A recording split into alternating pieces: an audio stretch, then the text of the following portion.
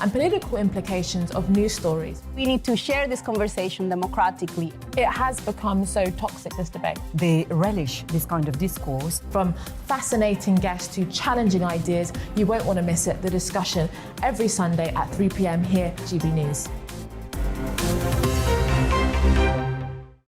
Join me, Nana Akua, on Fridays, Saturdays and Sunday afternoons here on GB News. Expect fiery debate and passionate discussion as my panel and I take on some of the top stories hitting the headlines. You can look up the statistics. No, you look it up. I hug everyone. We'll learn from it and try and move on. That's it. Opinion is at the heart of the show. It's a place for open and frank conversation, but without the fear of cancellation. So join me here on GB News on Friday, Saturday and Sunday afternoons between 4 and 6 p.m.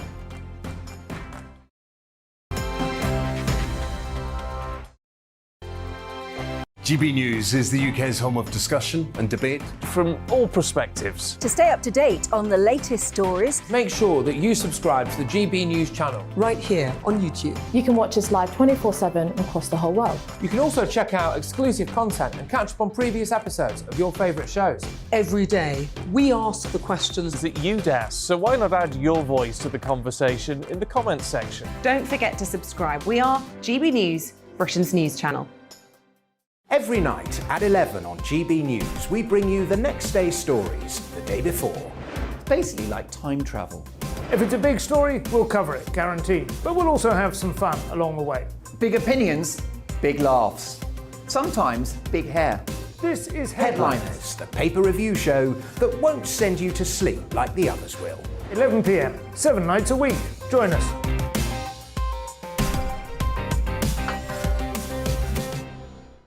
Hello there, I'm Eamon Holmes. And I'm Isabel Webster. And we hope you can join us for Breakfast with Eamon. And Isabel. You make me laugh out loud, belly laugh. Is that important first thing in the morning? Yeah, absolutely. And there's me trying to be deadly serious. News is a serious business. Yeah, I have to rein you in sometimes. Well, it doesn't stop us laughing at it. It doesn't stop us having an opinion on what's going on. Yeah. And it certainly will not stop us reflecting what you think. Weekdays from 6 to 9:30 on GB News. I'm Dan Wootton. Join me Monday to Thursday from 9 to 11 for the feistiest and most fun news debate on TV, where free speech reigns. I'll bring you a sharp take on the day's biggest stories, bombshell newsmaker interviews, and A-list guests. And I guarantee you, no spin, no bias, no censorship, and no reason to go to bed. That's Dan Wootton Tonight, Monday to Thursdays from 9 on GB News.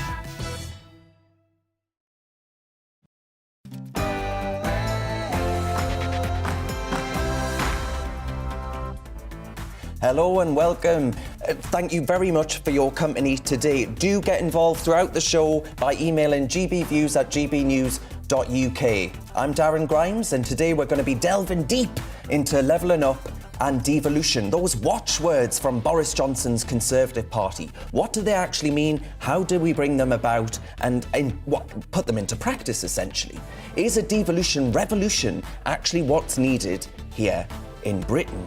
Have you ever wanted to delve into the world of cryptocurrency? I certainly don't have a clue what it's all about. We're going to be finding out what it's about this afternoon. But first, it's the news with Ray Addison.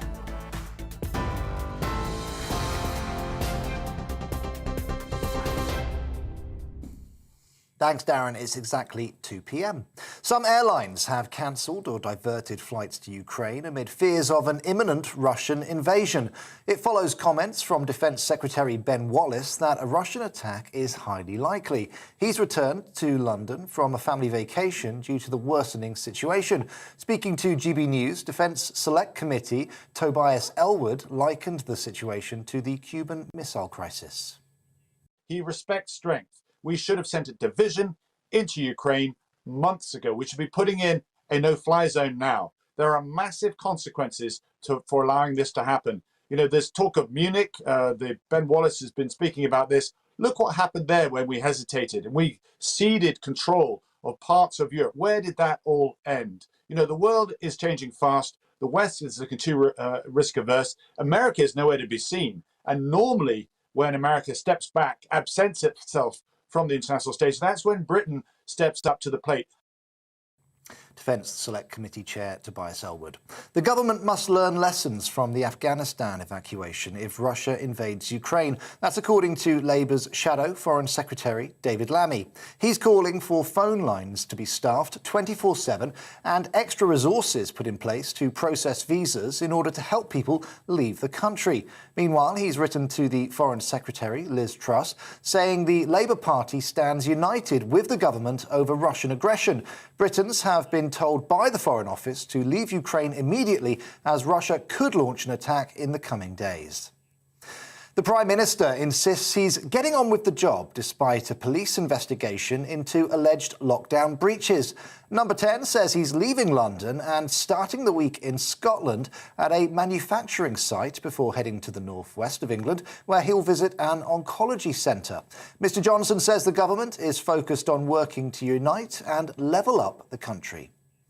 Lord Frost is among a group of senior Tory MPs and peers urging Boris Johnson to reverse the government's ban on fracking as the UK faces an energy crisis. In a joint letter to the Prime Minister, the former Cabinet Minister and around 29 other Conservatives said it's time to reverse this moratorium. The Shale Gas Mining Ban came into effect in 2019 after attempts caused 2 minor earthquakes in Lancashire. Lord Frost says ending it would lead to a British energy renaissance. The Mayor of London says he'll oppose the appointment of a new Metropolitan Police Chief unless they have a robust plan to deal with cultural problems in the force. Writing in the Observer newspaper, Sadiq Khan said he was deeply concerned that public trust in the Met had been shattered by a series of scandals. Mr Khan said he will work closely with Priti Patel on the selection of Dame Cressida's successor.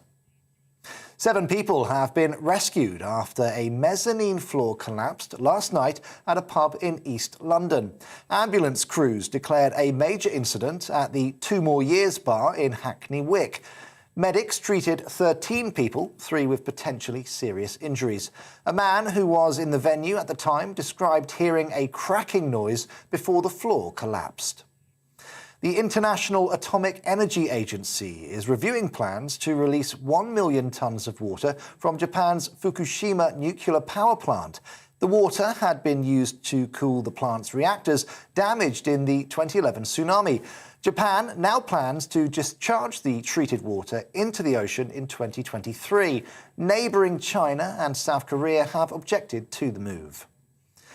200 protesters continue to block North America's busiest land border crossing, the Ambassador Bridge in Canada. That's despite police efforts to move them on. Demonstrators opposing vaccine mandates have occupied the bridge for 5 days now, slowing trade and prompting President Biden to call for an end to the siege. So far, Canadian Prime Minister Justin Trudeau has rejected calls to bring in the military. Fully vaccinated British travellers heading to France no longer need to take a coronavirus test before departure. The travel rules have been eased just in time for the half-term holidays, with many holidaymakers expected to head to French ski resorts. The move comes after the UK significantly eased its own rules for arriving travellers. This is GB News. We'll bring you more as it happens. Now back to Real Britain with Darren Grimes.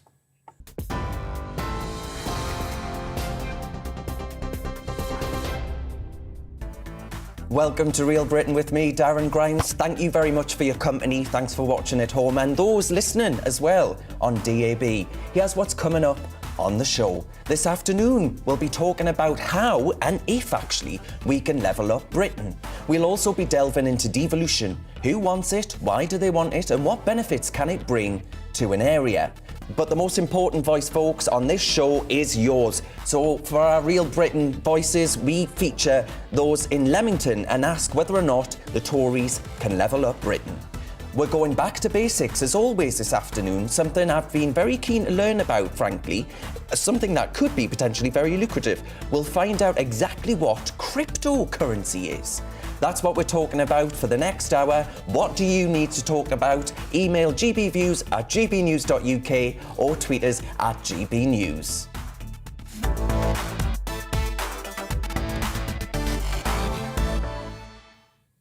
Now, apart from Brexit, the biggest reason I backed the Tories in 2019 was their promise to focus on the communities that I feel have been sidelined and forgotten for generations now. The kind of places that put kids through university only to realise that they have to leave their hometown for London or other financial hubs. The true cause of this government, then, surely, is to level up. Westminster's attention has been taken up, hasn't it, over recent times with cake eating, Prosecco and parties, instead of asking why it should be the case that you can't be born outside of London in the southeast and be able to access specific job opportunities. Instead, much of the contemporary left, who purport, it has to be said, to champion working-class communities and voters, focus relentlessly on identity politics. To them, it's not your work ethic, your grades or access to opportunity that matters. To them, folks, the only thing that matters are your immutable characteristics. Those things like skin colour, gender, sexuality, and whatever else. And this isn't to bash Boris at all. I'm bored of that, frankly. This is me wanting Boris to do well. This is me willing him on for his core mission. All four constituent parts of our nation can benefit if Boris manages to get this golden opportunity right. Just shy of 14 million people, that's a lot of people, folks, backed Boris in 2019. They were proved right in voting for him to get Brexit done.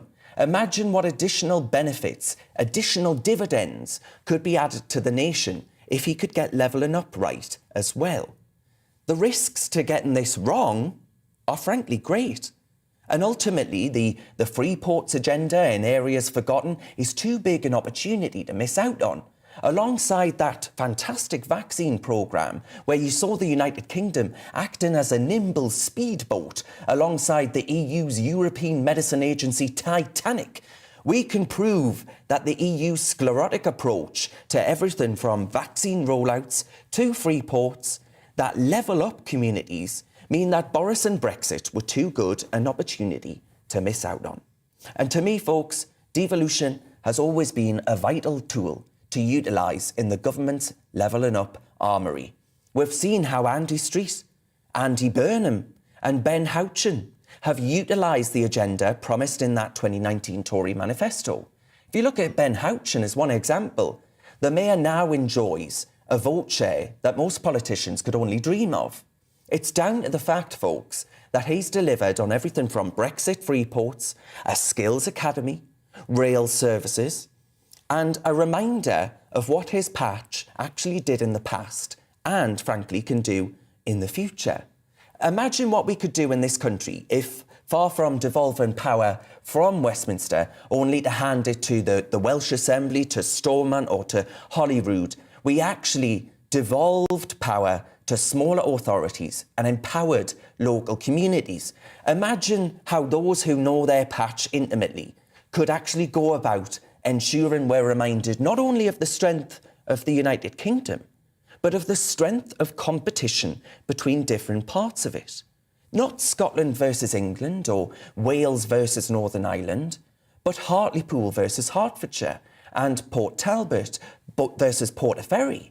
Not on government handouts and a reliance upon Westminster, but on what lower taxes, different regulations and politicians that understand local needs can actually deliver. And in my opinion, this is where the devolution agenda has gone wrong. In cases in which we've devolved power only to embolden Mark Drakeford and Nicky Sturgeon, it hasn't worked, frankly.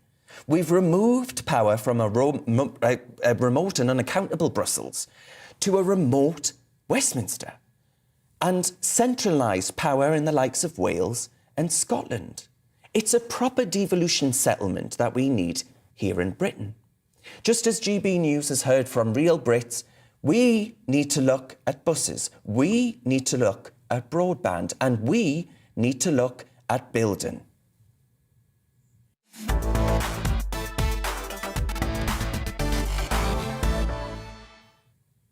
Levelling up was a key part of the Conservative Party's 2019 election manifesto, based on the idea that people and communities that frankly feel that they've been left behind should get a chance to catch up. Levelling Up Secretary Michael Gove revealed his plan to achieve this earlier this month, saying it would shift both money and power into the hands of working people. Do you think the Tories can level up Britain? Email me on gbviews@gbnews.uk or tweet @gbnews. But how do we actually make levelling up work? Real voices are... We've been up and down Britain, but we're here today in Leamington on how we can actually champion the devolution agenda that we've been talking about. Let's have a listen about whether or not people in Leamington reckon that the Conservatives can actually get on and level up. I think they have a long way to go, and they really need to honestly commit, and they need to look at transport, they need to look at infrastructure, they need to look at levelling up wages. So there's a lot for them to consider. It's a nice goal, it's a nice aim to have, but I think realistically it will never properly happen. It might happen a bit, it might be some way of going about it and helping the north levelling up, but I don't think it'll be a full it won't happen completely. Yeah, definitely, especially there's places where you just kind of look at them you can do better, run down buildings instead of building up more buildings. They need to look at them buildings where they look disgusting and stuff and build them up instead of building new ones. Then it needs them to care a bit more, because Leamington's run down. There's a lot of people now that I've known for years that have turned to drugs because there's nothing to do in Leamington. There's no support, there's no help for people that aren't able to work or maybe need help to get into work. I live in London and I'm a student here in Leamington, and I think that lots of investment needs to go to the rest of the country. I'm not sure how feasible it is considering the current changes to taxation and national insurance. I'm not sure how easy it's going to be for them to level up the government. The people in Leamington there in the West Midlands giving their take on whether or not the Tories can actually deliver on levelling up Britain. The time is 2:13 and Ben Habib is a former Brexit Party MEP and he joins me now. We're going to be talking about all things levelling up. Ben, I've had a conversation with you quite recently about levelling up, actually, and you had a really fascinating insight, I think. We're seeing a load of opportunities open up, though, in green manufacturing. I know you're quite sceptical of the government's plans on net zero, but is that not a route to actually level up the country by going full steam ahead and leading the world on net zero? Well, I mean, I don't think so. I don't think the technology exists yet in order to deliver net zero without serious economic impact. And by the Treasury's own estimates, that's going to be £1.4 trillion between now and their target of 2050 to hit this net zero target. That's more than £50 billion a year, every year between now and 2050. The only way that can be delivered is by levying taxes on people. And when you levy taxes abroad, in this broad way across the nation, it's bound to hit the working and middle classes much harder than it hits the wealthy. The wealthy can take an increase in fuel costs. They can take an increase in electricity costs, in the cost of heating their homes and so on. But the poor can't. The working class can't. It absolutely nails them. So if there's a desire to level up the country, what the Prime Minister has to do is actually make a real tilt at lowering the cost of living, not increasing it through this pursuit of net zero. The technology simply doesn't exist to get us there without significant cost. So are you worried then, frankly, that this levelling up agenda is going to amount to absolutely nothing? Is it your view that, because a lot of people watching this, Ben, will say, well, hang on a minute, Boris actually delivered Brexit, so can't he deliver levelling up as well? Well, I think, Darren, you know what my view on his delivering Brexit is. He hasn't delivered Brexit. The point about Brexit was to deliver the United Kingdom out of the EU as one United Kingdom, but we've left Northern Ireland behind. We've left our fishing rights behind. We have tied ourselves into lunar orbit around very significant amounts of EU law, including a commitment in the Trade and Cooperation Agreement to hitting net zero by 2050. Effectively, what Boris Johnson has done is committed this country to being a state interventionist, high-tax levying country for at least the next 30 years if we remain committed to the terms of the TCA. And So this notion that, he's a conservative with a desire to cut taxes, levelling up the country, is about as daft a notion as the one you just propounded, that he's delivered Brexit. He hasn't delivered Brexit. What he's done is leave a very significant portion of the United Kingdom tied into EU law, and part of our country behind. And it's a great shame, because actually a proper Brexit, Darren, give me a second here, a proper Brexit would have enabled us to deregulate, which is obviously a lowering of burdens on business and therefore higher profitability and more money to go around, and the opportunity to cut taxes significantly. And we've given up that opportunity. So Lord Frost then, who was the former Brexit minister attending Cabinet, he's come out and said, actually, we need to scrap essentially the ban on fracking and get fracking to actually help us deliver things like net zero, because that, and indeed lower costs of living for the poorest in society, because actually it's going to lower the cost of bills. So are they the sort of moves that you would like to see the United Kingdom actually take? Because a lot of people might say, hang on, Ben, you're being slightly unfair here. Look at the way in which we've managed to, outside of the EU, outside of the European Medicines Agency, actually deliver one of the fastest vaccine rollouts in the world. Yeah, and that is all credit to Oxford University, AstraZeneca, and the Prime Minister's vision to champion the release of that vaccine.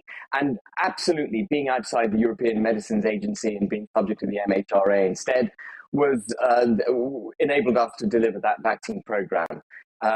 So 10 out of 10 for that. I'm not saying that the Prime Minister has failed to deliver in every single respect as Prime Minister. He did a great job with the vaccine program. But in terms of levelling up the country and in terms of delivering Brexit, he has fundamentally failed. And the policies he's adopted will not level up the country. Lockdown, which is a massive burden on the working and middle classes, was a levelling down policy. Net zero, unless we develop technology very quickly, and we can only hope that we do, will be a levelling down policy. Increasing national insurance by 1.25% is a levelling down policy. Refusing to eliminate VAT on fuel is a levelling down policy. These are all things that hit the working and middle classes harder. So it doesn't matter whether you live in the north, in peripheral London, in Northern Ireland, in Scotland. All these things impact you more greatly if you're already, a working class or poor. And of course, it hits the poor the hardest. And I'm afraid that's the reality of the situation. But Ben, though, a lot of people, we've got a minute left there, but a lot of people watching this might well be thinking, well, hang on a minute, we're facing here in not just this country, but indeed the planet. We're facing a real catastrophe as far as the climate is concerned, and we could be extinct as a human race. So don't we have a duty to do more to protect the planet and to actually ensure environmental stewardship? Absolutely, we do. We have an absolute duty as the human race not to abuse the planet on which we live and to just be frugal. When I was growing up, actually, we were a hell of a lot more frugal than we are now as a peoples. But, you've got to remember, the United Kingdom produces less than 1% of the carbon emissions on the globe. The countries that really need to cut back are China, the USA, large parts of Africa, the Middle East. It's not a United Kingdom problem, and we are going to damage our economy disproportionately for the amount of benefit we're going to give the globe by adopting the kind of policies the Prime Minister wishes to adopt, or has adopted and committed us to in international treaty. Well, Ben, as you well know, I couldn't agree with you more. I think what we're doing is a form of economic suicide. I really, really do. But that's your opinion. Thank you very much, former Brexit Party MEP Ben Habib. Thank you for speaking to Real Britain today. Now, it's 2:20. Plenty more to come this afternoon on Real Britain with me, Darren Grimes. We're going to continue looking at levelling up and how do we actually make it a success across the whole of the United Kingdom. But first, let's have a little look at the weather. Looking ahead to this evening's weather, and the UK is looking rather wet and windy at first, but rain and wind will gradually ease overnight. Let's take a look at the details. After a rather wet day in the southwest, it will turn drier this evening. Winds will gradually ease too, but it will be remaining on the cloudy side. A wetter end to the day across the southeast as heavy and persistent rain continues. It'll be windy here too. Also a cloudy end today across Wales, but rain will be lighter than it was earlier. Patchy rain and drizzle will continue throughout the evening and overnight. Across the Midlands now, rain will gradually ease, leaving a cloudy evening with outbreaks of drizzle at times.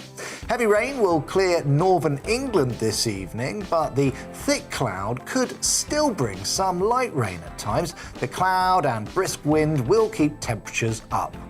It will be a wetter end to the day across Scotland with some persistent rain and a little snow as well over the Highlands.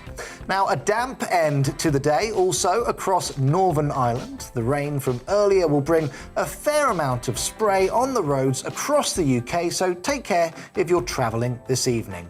Skies will stay cloudy overnight and heavy rain will gradually clear the southeast. However, further outbreaks of rain are likely, particularly in the north and west. And that's how the weather is shaping up overnight and into tomorrow morning. Join me, Nana Akweer, on Fridays, Saturdays and Sunday afternoons here on GB News. Expect fiery debate and passionate discussion as my panel and I take on some of the top stories hitting the headlines. You can look up the statistics. No, you look it up. I hug everyone. We learn from it and try and move on. That's it. Opinion is at the heart of the show. It's a place for open and frank conversation, but without the fear of cancellation. So join me here on GB News on Friday, Saturday and Sunday afternoons between 4 and 6 p.m.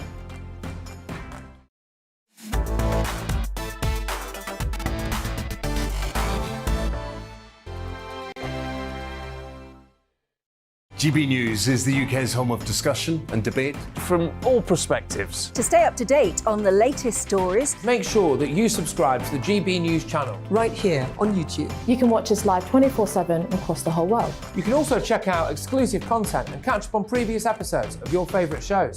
Every day, we ask the questions that you'd ask, so why not add your voice to the conversation in the comments section? Don't forget to subscribe. We are GB News, Britain's news channel. Every night at 11 on GB News, we bring you the next day's stories the day before.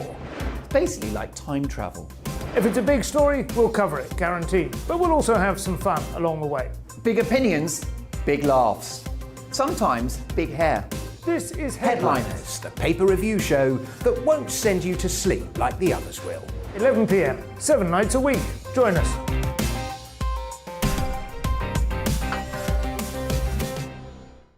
Hello there, I'm Eamon Holmes. And I'm Isabel Webster. And we hope you can join us for Breakfast with Eamon and Isabel. You make me laugh out loud, belly laugh. Is that important first thing in the morning? Yeah, absolutely. And there's me trying to be deadly serious. News is a serious business. Yeah, I have to rein you in sometimes. Well, it doesn't stop us laughing at it. It doesn't stop us having an opinion on what's going on. Yeah. And it certainly will not stop us reflecting what you think. Weekdays from 6 to 9:30 on GB News. I'm Dan Wootton. Join me Monday to Thursday from 9 to 11 for the feistiest and most fun news debate on TV, where free speech reigns. I'll bring you a sharp take on the day's biggest stories, bombshell newsmaker interviews, and A-list guests. And I guarantee you, no spin, no bias, no censorship, and no reason to go to bed. That's Dan Wootton Tonight, Monday to Thursdays from 9 on GB News.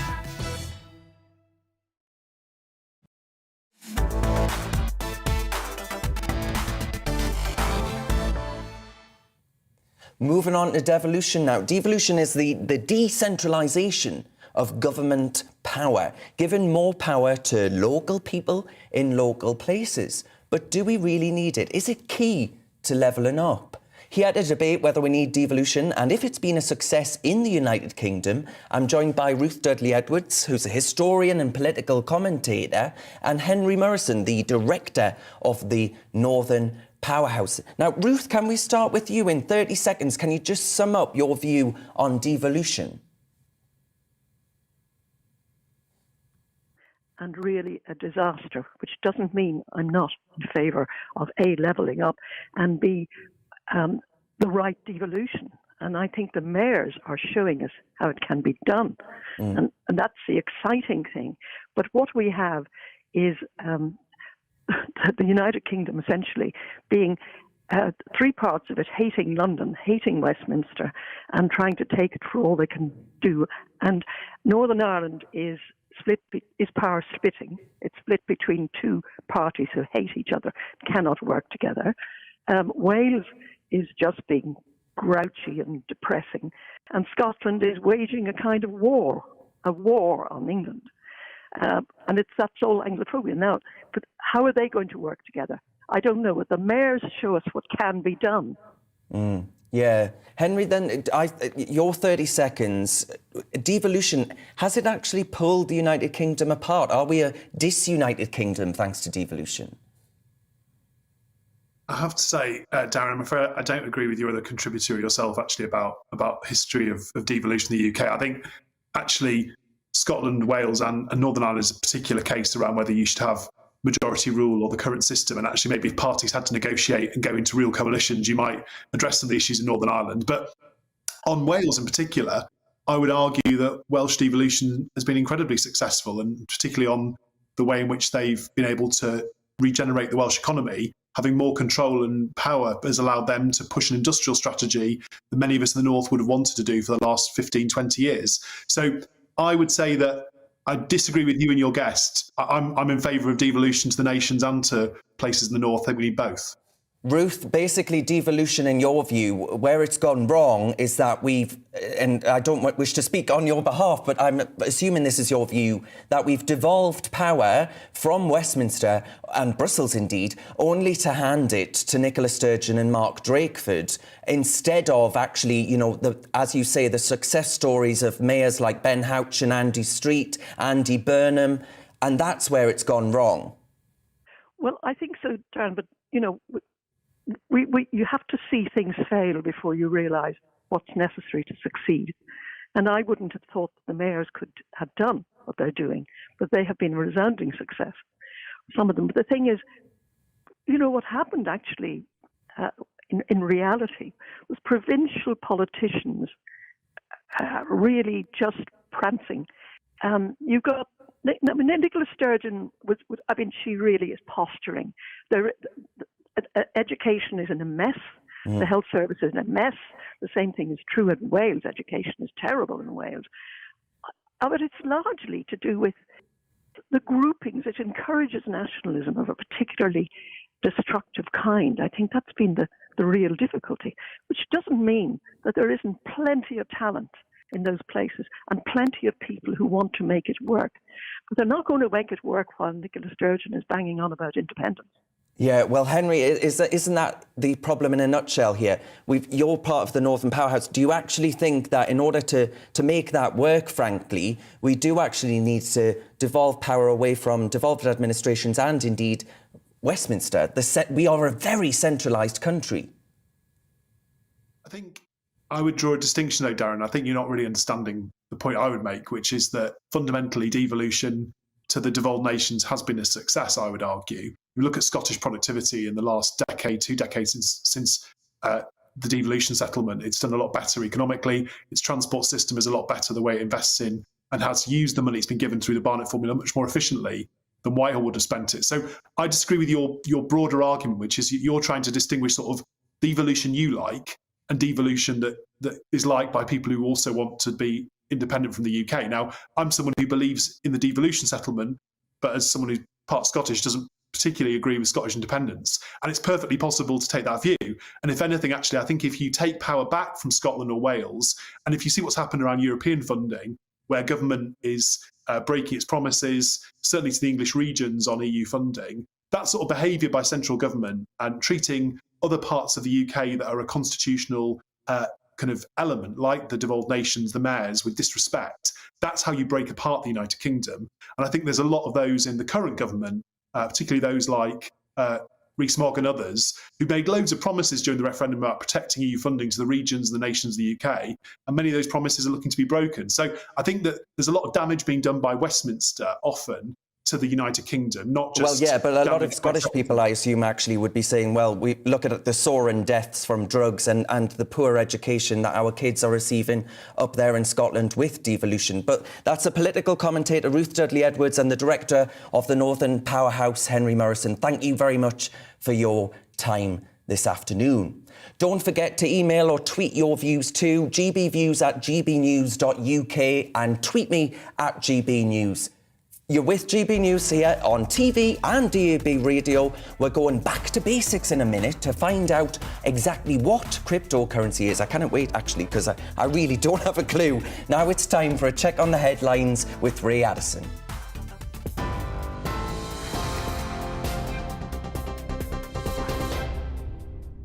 Thanks, Darren. It's 2:31. Some airlines have cancelled or diverted flights to Ukraine amid fears of an imminent Russian invasion. It follows comments from Defence Secretary Ben Wallace that a Russian attack is highly likely. He's returned to London from a family vacation in Europe due to the worsening situation. The Labour Party is urging the government to learn lessons from the Afghanistan evacuation to help people leave Ukraine if Russia invades. Shadow Foreign Secretary David Lammy is calling for phone lines to be staffed 24/7 and extra resources put in place to process visas. The Prime Minister will leave London this week, insisting he's getting on with the job despite a police investigation into alleged lockdown breaches. Number 10 says he'll start the week in Scotland at a manufacturing site before heading to an oncology centre in northwest England. Lord Frost is among a group of senior Tory MPs and peers urging Boris Johnson to reverse the government's ban on fracking as the UK faces an energy crisis. In a joint letter to the Prime Minister, the former Cabinet Minister and around 29 other Conservatives said it would lead to a British energy renaissance. The Shale Gas Mining Ban came into effect in 2019 after attempts caused 2 minor earthquakes in Lancashire. The Mayor of London says he'll oppose the appointment of a new Metropolitan Police Chief unless they have a robust plan to deal with cultural problems in the force. Writing in The Observer, Sadiq Khan said he was deeply concerned that public trust in the country's biggest police force had been shattered by a series of scandals. On TV, online and DAB+ radio, this is GB News. Don't go anywhere. Real Britain will be back in a moment.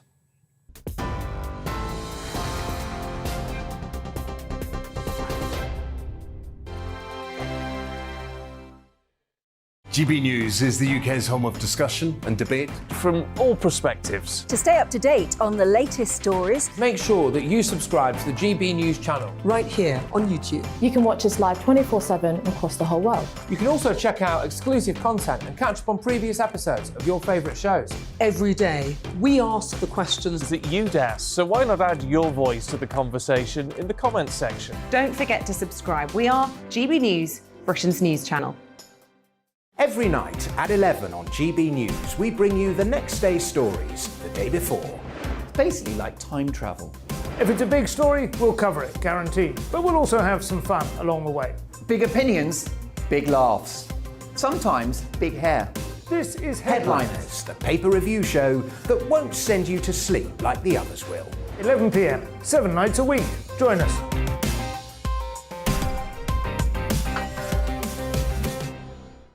Hello there, I'm Eamon Holmes. And I'm Isabel Webster. And we hope you can join us for Breakfast with Eamon and Isabel. You make me laugh out loud, belly laugh. Is that important first thing in the morning? Yeah, absolutely. And there's me trying to be deadly serious. News is a serious business. Yeah, I have to rein you in sometimes. Well, it doesn't stop us laughing at it. It doesn't stop us having an opinion on what's going on. Yeah. And it certainly will not stop us reflecting what you think. Weekdays from 6 to 9:30 on GB News. I'm Dan Wootton. Join me Monday to Thursday from 9 to 11 for the feistiest and most fun news debate on TV, where free speech reigns. I'll bring you a sharp take on the day's biggest stories, bombshell newsmaker interviews, and A-list guests. And I guarantee you, no spin, no bias, no censorship, and no reason to go to bed. That's Dan Wootton Tonight, Monday to Thursdays from 9 on GB News.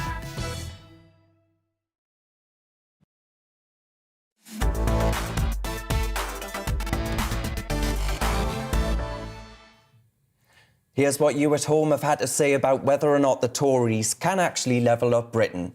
Roger says we'll need to restore civic pride, which can never be achieved by councils outsourcing local services. Local councils spend more council tax funds on benefits rather than services. This has to change. John says decentralisation would work better for British citizens.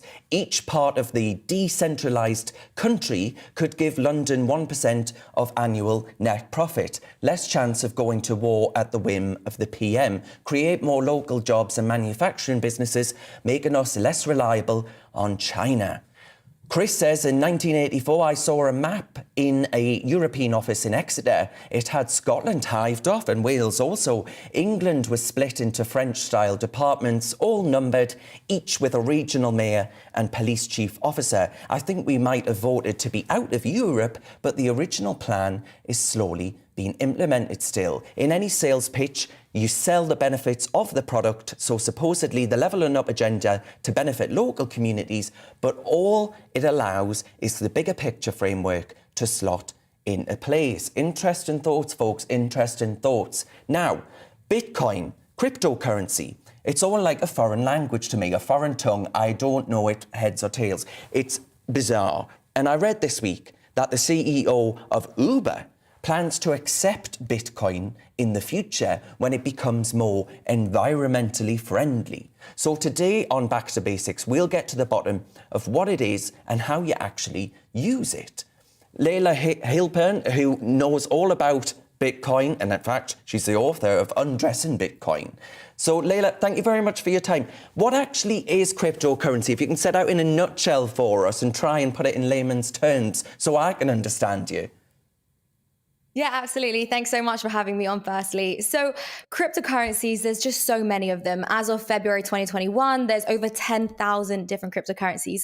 They are all very different and they all do very different things. So in the most basic sense, they are digital money. And they are built using blockchain technology, which is essentially a distributed computer network. So if you take a currency like Bitcoin, for example, it's a computer network with people who secure the network. They're called miners, and they are based all over the world. So there's no central hub. There's no central server. It's entirely decentralized. So China, for example, used to be a huge place where mining would take place. Kazakhstan, Russia, Texas in America. So there's essentially no central hub. And the idea here, and it kind of interesting because it kind of comes off the back of what you guys were just talking about, is decentralization, right? So that the idea that monetary policy isn't centralized by central banks. So that's kind of the basic. I hope that sort of makes sense. I know it's kind of confusing, but it's digital money. Why are central banks saying, well, hang on a minute, this is dangerous, and actually seeking to coin a phrase, to take back control of the currency? Well, I think you just sort of answered the question yourself, because it's all about control, right? Take back control. So with a currency like Bitcoin, it's decentralized. So those in power don't really have the ability to set monetary policy. So they can't continue, for example, to print more money. So during the pandemic and even back during 2008 with the financial crisis, we saw unprecedented amounts of money being printed. But as of April this year, the Bank of England had predicted that inflation is going to hit 7.25% in England. Usually we average around 2%. Now that devalues our pound. It devalues world currencies. And that might help those at the top. It might help those at the top because they're the ones who tend to see the money when it gets printed, but it doesn't help the likes of you and me. All it does is devalue our currency. And so when you decentralize something, you can't change the rules of the network. So the rules of the Bitcoin network are entrenched in the math and code of the technology. So what is blockchain then? Because a lot of government departments are talking about blockchain. We're hearing more and more about the utilization of blockchain as being quite revolutionary, frankly. How do we actually use it? And ultimately, what is it? So blockchain is exactly how it sounds. It's a string of blocks with different blocks containing data. So when it comes to cryptocurrencies, that data is transactional data. The important thing about blockchain technology is that it's completely transparent. So you can actually see every single transaction that has ever happened. So when you have something like CBDC, so CBDCs are central bank digital currencies, which is what England is talking about, it's what Europe is talking about, and I think China already have their own digital currency. So the concerning thing is that they're actually able, because of the blockchain technology, to see every single transaction that has ever happened. It's often why people make a mistake by saying that Bitcoin and other cryptocurrencies are used by criminals.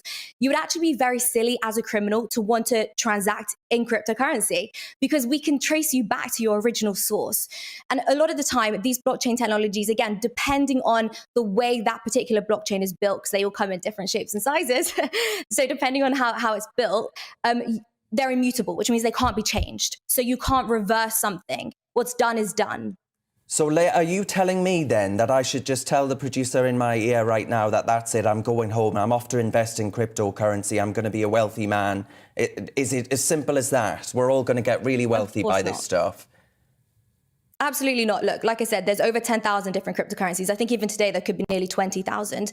Some of them are meme coins, some of them are jokes, some of them are scams, some of them are backed by really sketchy people who will, as we say in the community, rug pull, which means you invest your money and then they let the whole project fall. But you have to understand what you're investing in, because you have something like Ethereum, for example. Ethereum is the second largest cryptocurrency by market capitalization, and Ethereum is basically a project which is building Web3. I don't know if you've heard of that term, but it means basically the new internet. So instead of, there's a lot of conversation about censorship right now. They're building decentralized applications on the Ethereum network. So I, for example, again, this isn't financial advice, but I'm quite bullish on Ethereum because I definitely believe that there is a use case for decentralized applications. I think censorship is rife. And so if we are going to build a new internet and a better internet, I think it will be done on Ethereum. So it's about understanding what the use case is. Bitcoin, for example, I think is really going up forever, because if you understand the issue with our financial system, you understand that money printing is not going to stop, and the pound is going to continue to fall in value due to inflation, the purchasing power of it, then you're going to want to buy Bitcoin and hedge against inflation. So it really depends what you're buying, and you need to understand what you're buying. Yeah, well, that's the fundamental point, isn't it? Because surely that, and this is just finally, briefly, if you will, is this something for exclusively for really quite tech-savvy people? Because frankly, it's going over my head ever so slightly. I'm not tech savvy. I promise you, I'm not tech savvy, honestly. It's not just for tech savvy people. It's for people that are interested in the future of money. Right? So if you look at stocks, for example, you would have been very smart to buy, stocks in Amazon, Zoom's, stocks in Zoom, those tech stocks. It's all about getting in early. And, if you do want to make money, then it is a good thing to understand what does the future hold and what should I buy that's going to go up in value. So I'm really not tech savvy at all. I just understand the importance of Bitcoin. I understand the importance of Ethereum. And so I hold it, because I know it's going to go up in value, because I know that the future is literally being built on Ethereum. The internet's being built on Ethereum, and I understand that the future of money will be Bitcoin. Well, Leah Hilburn, thank you very much for shining some light on a subject I know precious little about. Let's move on to our Scrap Reform Keep segment now. Today we're putting Sunday trading laws through the ringer. I'm joined today by Len Shackleton. He's an editorial and research fellow at the Institute of Economic Affairs. Len, hiya, thank you very much for joining me today. What are the Sunday trading laws currently as it stands right now? Well, hi, nice to see you, Darren. As a result of a compromise in 1994, I think, under John Major's government, big stores, that is to say over 280 square metres, I think, can only open on Sundays between the hours of 10 and 6 and only for 6 hours. Smaller stores can open more or less whenever they want. It was a compromise reached because of the kind of pressures of religious groups, of trade unions and so forth at the time. And I think now, the world has changed enormously. Church-going is at about a third of its level in 1994. We have internet shopping all the time. In fact, very interesting the way the big supermarkets reacted to this by creating all these little things, Tesco Express and so forth. The rules were originally to protect, like Ma and Pa local, family stores and so forth. But the real beneficiaries have in fact been the big supermarkets who've opened these little extra things which can open whenever they want. So, Len, are you saying you would scrap them, right? You're going with scrap, I assume. Or would you reform? I mean, it's a relatively trivial thing these days, Darren, because the world has moved on. We've got internet shopping and all this kind of stuff. But yeah, let's scrap it. I mean, I think it is symptomatic of a lot of regulations which are time expired, really. 30 years have passed or whatever it is, and we're still stuck with these laws. I think a lot of regulations ought to have a sunset clause on them after 20 years, 25 years or whatever.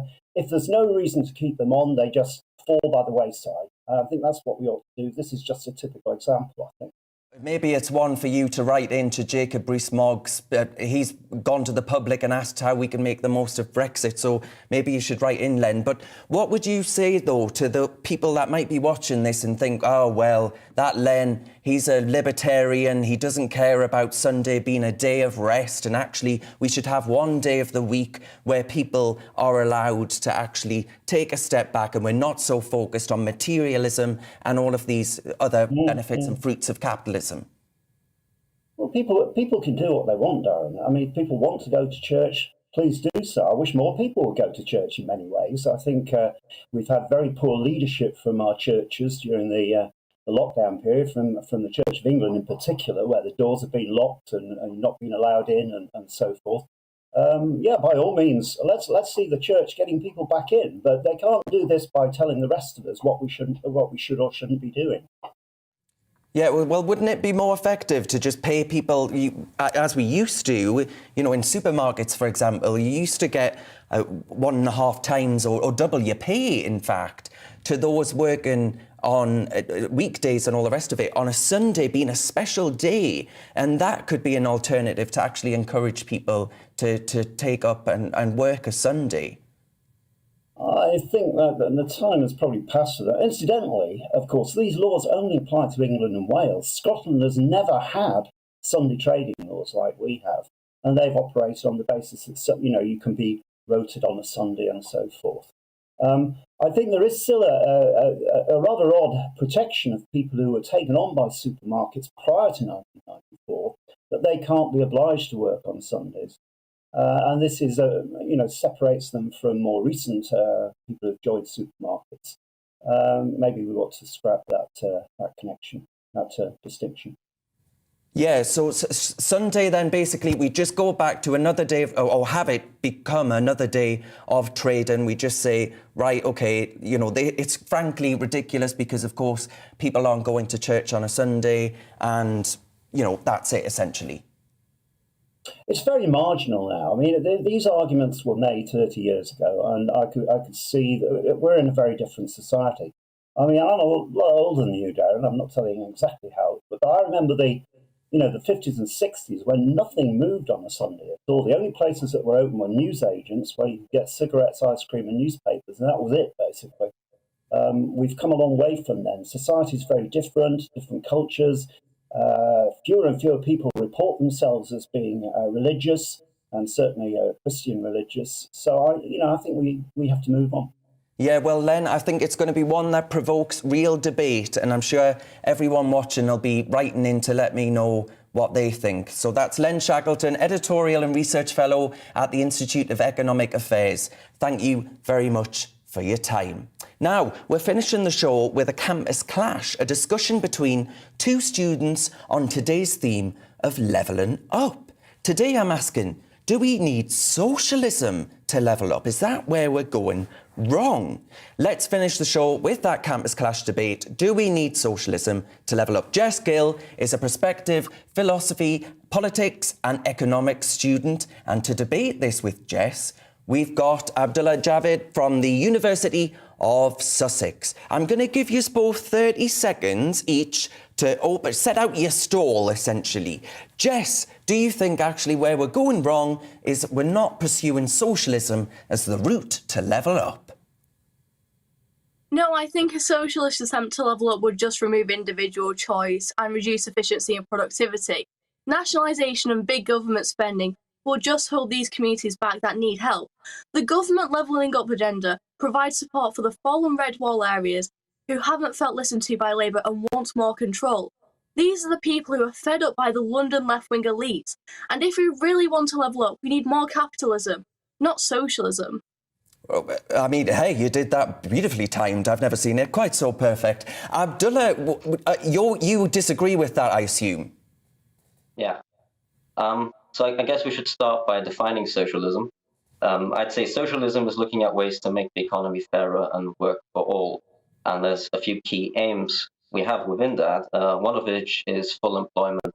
And the way to achieve full employment policy is to implement a job guarantee program, which would tighten the labor market, reduce poverty, give people incomes and a sense of worth in their communities. Right now, since the neoliberal era began after the 1970s, we've had massive unemployment, underemployment, declining wages. That's your lot. We've tried this, though, before. We've tried this in the past. We've said, all right, we're going to go for full employment and all these really laudable sounding things. We've attempted socialism in the past. We've seen across the world the likes of Venezuela try socialism and actually suffer the consequences of that pursuit. So as far as equal opportunity is concerned, equal levels of taxation and pay and all these, as I say, laudable things that you're talking about to level up the economic imbalances of different regions, doesn't studies show throughout the world that actually in pursuit of socialism, we end up worse off, Abdullah? Yeah, it depends on the kind of country you're talking about. Venezuela is not what I advocate for, neither is the Soviet Union. They're centrally planned economies, which is not the flavor of socialism I advocate for. In fact, if you want to see it working, just look back to our country. In the 40s, the 50s, and the 60s, and which ended in the 70s, we've had the best time ever in British economic history. We've had high wages, unionized jobs, full employment, and standards of living were rising exponentially. But that all ended with the Thatcher Revolution. And now we've seen what happened afterwards: low wages, high unemployment, high underemployment. They mask the unemployment figures with precarious labor and casualized contracts. You're considered employed if you work 1 hour a week. I mean, that's kind of ridiculous. So if you want to reduce poverty, then we have to give people jobs. Jess, do you think that this sort of picture of a land of milk and honey under socialism, do you agree with that? Do you think Thatcher got it fundamentally wrong? No, absolutely not. I think Thatcher had to do what she had to do, whether that was, because what she did was unpopular, but it was necessary. This was after a long time of stagflation. Unemployment was rising at this time. Trade unions were out of control. Remember the winter of discontent. These were all issues that were caused due to socialist ideas, due to Wilson and due to Attlee. And Thatcher had to put a stop to this issue. And the only way to put a stop to this issue, the only way to grow the North, is to make them less dependent on the state, is to bring back more industry, bring back more independence. And that's what the average Northerner wants. Yeah, Abdullah, you were shaking your head there. You obviously disagree. Yeah. So if you look at the post-war period, it was by far, statistically, in terms of GDP growth or unemployment figures, it was by far the best period in economic history. Oh, we lost Abdullah there. Jess Gill, thank you very much for your time. Now, you were talking there. Oh, yeah, wait. We've still got Jess. Jess, empowering people and allowing the state to actually nationalise industries, providing more opportunities to working people that Abdullah was talking about there before we lost him. Actually, that's the way in which you level up communities, isn't it? I think the way to level up communities is to give people control, to give them individual choice. So you like devolution? I think it's better to have individual choice through capitalism rather than more bureaucracy that comes through devolution. Right, yeah, exactly. And we do that through actually saying, well, we're a very centralised country. Let's, the powers that we've taken back from Brussels, for example, the powers that currently reside in Westminster, let's devolve them to communities and actually have a bit of competition on things like tax. That's how we incentivise people to actually invest in this economy. Yeah, yeah. Yeah, and Abdullah, you were cut off there, just very, very, very briefly. Yeah, okay, sorry. So the unemployment that we started to see rise at the end of the 60s was indeed caused by the Wilson government, and I do not advocate their policy. Harold Wilson had some of the most right-wing chancellors, first with... Oh, come on, you can't say Harold Wilson Jim Callaghan and Roy Jenkins, who replaced him. They implement massive austerity measures. tax rises. And I do not advocate for massive tax rises. And if anything, I want tax cuts. Well, we're going to have to end it there, but that's again, we go back to that old adage, don't we, of real socialism has never been tried. I think that's what we're getting at there. But Jess Gill, prospective philosophy, politics and economics student, and Abdullah Javid from the University of Sussex, thank you very much for your time. Yous have been watching Real Britain. Thank you for your company. I'm Darren Grimes, and again, I'll see you next weekend. This is the end of the show. Saturday and Sunday, 2 p.m. I'll see you next time. But for now, I'll leave you with the weather. Looking ahead to this evening's weather, and the UK is looking rather wet and windy at first, but rain and wind will gradually ease overnight. Let's take a look at the details. After a rather wet day in the southwest, it will turn drier this evening. Winds will gradually ease too, but it will be remaining on the cloudy side. A wetter end to the day across the southeast as heavy and persistent rain continues. It'll be windy here too. Also, a cloudy end today across Wales, but rain will be lighter than it was earlier. Patchy rain and drizzle will continue throughout the evening and overnight. Across the Midlands now, rain will gradually ease, leaving a cloudy evening with outbreaks of drizzle at times. Heavy rain will clear northern England this evening, but the thick cloud could still bring some light rain at times. The cloud and brisk wind will keep temperatures up. It will be a wetter end to the day across Scotland, with some persistent rain and a little snow as well over the Highlands.